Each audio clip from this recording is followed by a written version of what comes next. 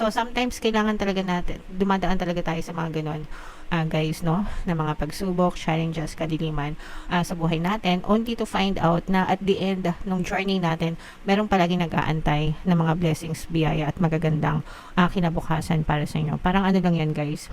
There's always a rainbow after the rain, di ba? So, yung rain, yun yung nagre-represent ng bagyo, pagsubok, challenge, no? And yung rainbow, yun yung nagre-represent ng liwanag sa buhay.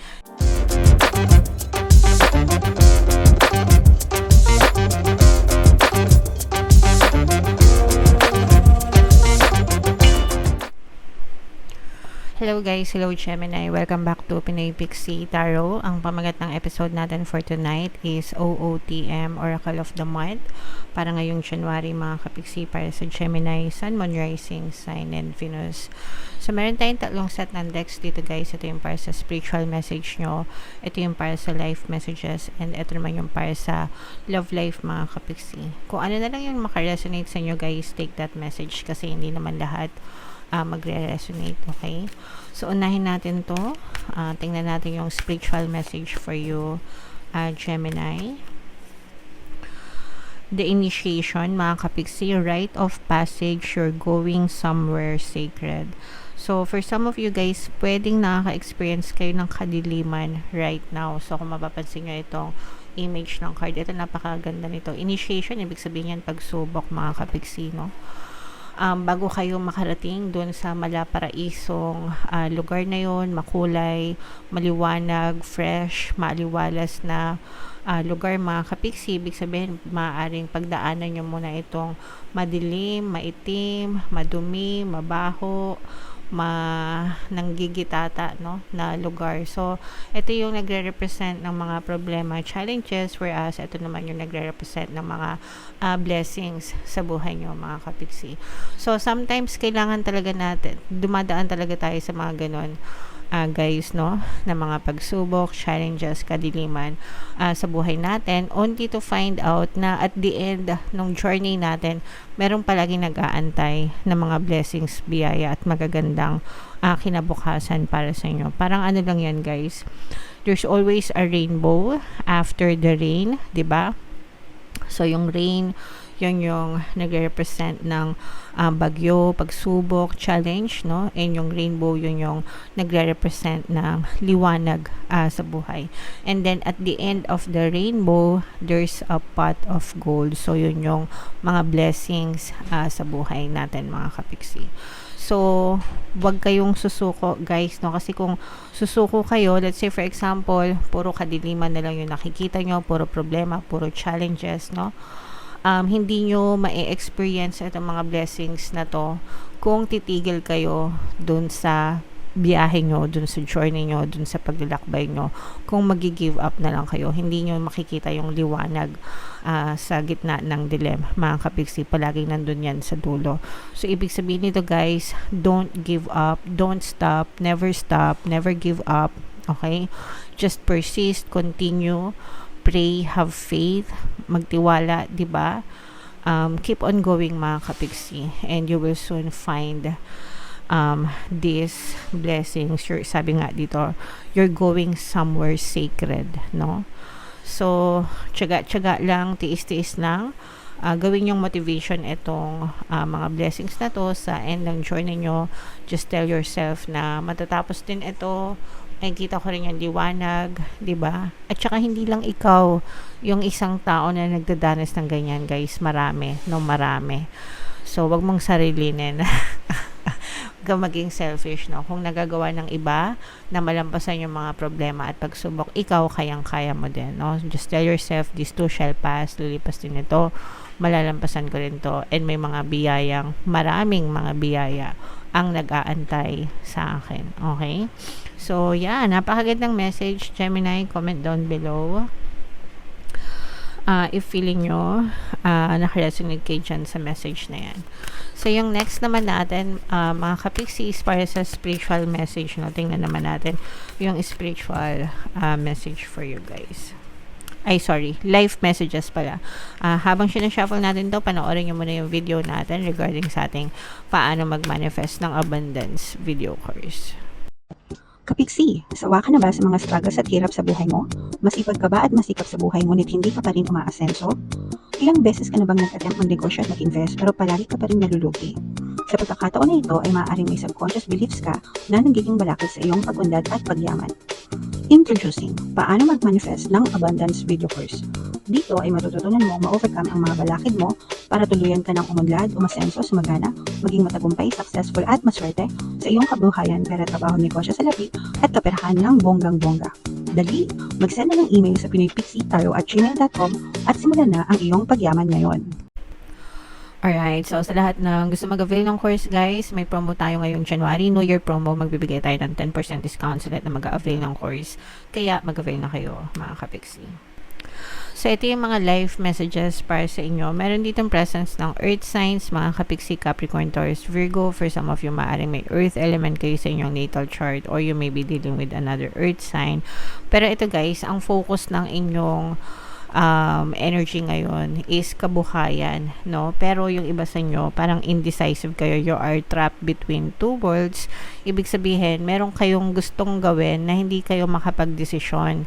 Nagdadalawang isip, ganyan. So, it's either pwedeng nag-iisip kayo kung magtatrabaho ba kayo or magnenegosyo kayo. Iniisip nyo kung magre-resign ba kayo sa trabaho nyo.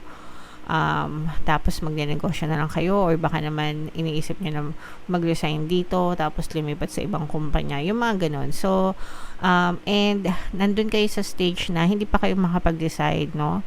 Hindi nyo pa alam yung gagawin nyo mga kapiksi. Pwedeng nag-uurong sulong pa, pwedeng nagsasalawahan pa yung isipan nyo, yung damdamin nyo.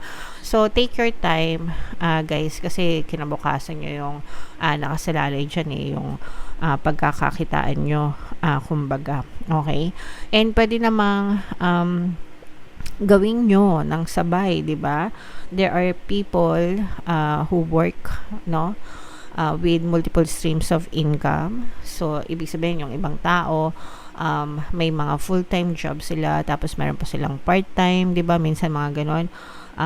Meron kang trabaho sa umaga, pag uwi mo sa gabi, freelancer ka pa. O kaya naman, pag uwi mo sa gabi, online seller ka. O kaya naman, nagtatrabaho ka, tapos may binibenta ka sa trabaho mo. Yung mga ganun, mga side hustles, mga negosyo on the side, ganyan. O kaya naman, pwedeng buong linggo, full-time job ka, pero pag Saturday, Sunday, full-time na part-time ka or full-time na side hustle. So, I mean, kung gusto, may paraan. Kung ayaw, may dahilan, guys. You will make time talaga na gawin yung mga gusto nyo kung gusto nyo talaga, mga kapiksi. Okay? So, wag magmadali, guys. Timbangin yung mga pros and cons, kung ano yung gusto nyo. Kayo lang yung nakakaalam yan, mga kapiksi.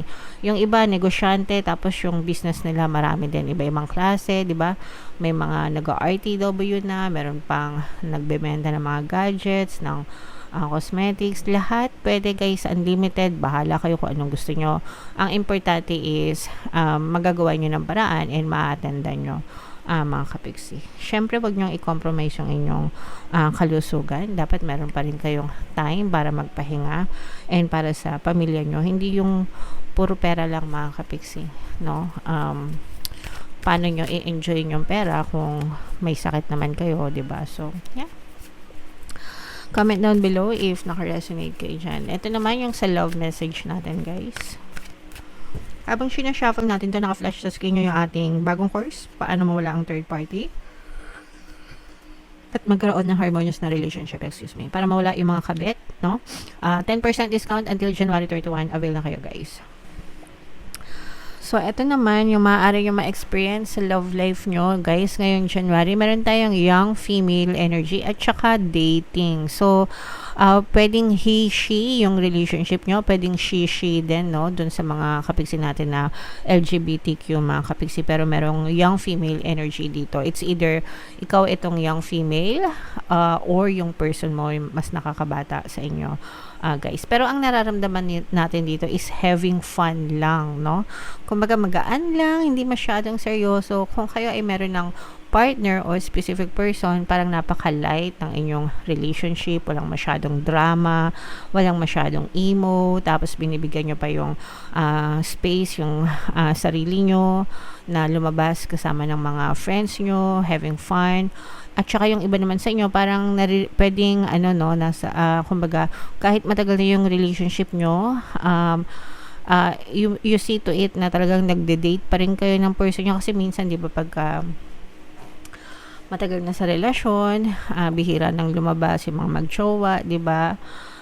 Hindi na masyado nakikipag-date, ganyan. Pero, sometimes kailangan din yun para ma-rekindle yung relationship, lalo na yung travel, no? Maganda talaga yun, mga kapiksi. Although, kung kulang naman sa budget, okay lang kahit labas-labas lang, 'di ba? Okay na 'yun, mga kapiksi. Kung wala talaga, kahit sa loob na lang ng bahay, 'di ba? Nood kayo ng Netflix or whatever. Ang importante is it's the thought that counts. Okay, and then for some of you naman na mga single, no, talagang very open kayo to dating. For some of you, pwedeng naghahanap pa kayo ng the one para sa inyo. Pero you are very open to dating, o baka nakikipag-date na rin kayo. For some of you, baka nasa mga dating apps din kayo or sa mga online dating. Pagdating sa mga ganun, guys, no, medyo ingat-ingat na lang kasi hindi nyo kilala personal yung mga tao. So, make sure na suriin munang mabuti bago ibigay ang matamis na oo. Alright? So, yeah. Comment down below, guys, kung saang message ka naka-resonate. Dito ba sa spiritual, dito ba sa life, or dito ba sa love life, mga kapiksi. And for more tarot readings for Gemini, ito yung playlist nyo. Ito naman yung ating success stories ng paano mag-manifest ng abundance video course. Click here to subscribe, guys. Ito yung ating mga pampaswerte subliminals. Thank you for liking, sharing, and subscribing. See you next time. I love you all, mga kapiksi. Have a nice day. Bye-bye.